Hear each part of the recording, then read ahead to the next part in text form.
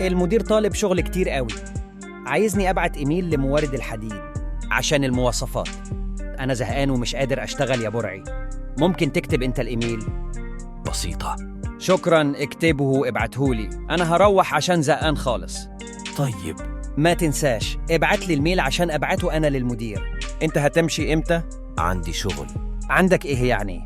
هبعت 70 إيميل للعملاء. ميل واحد ليهم كلهم؟ لا، كل واحد إيميل بموقفه المالي. سلام.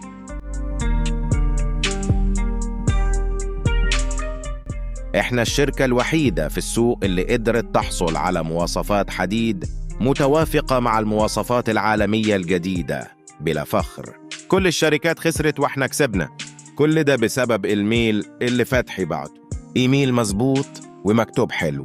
برعي، لازم تصحح الميلات اللي انت بعتها، البيانات كلها غلط. انا اسف، بس كنت متخانق مع المدام شوية وحصل شوية لخبطة. بعت لك البيانات الصح دلوقتي.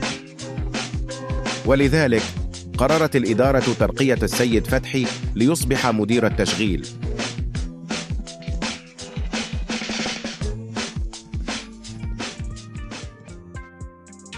شفت الميل بتاعي عمل ايه؟ شفت.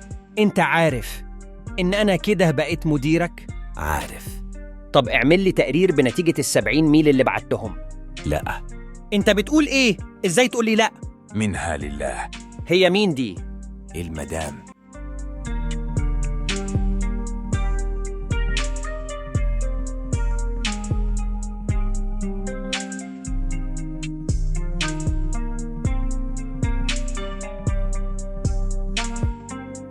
لو عجبك المحتوى اعمل لايك، شير، سبسكرايب وفعل جرس التنبيهات.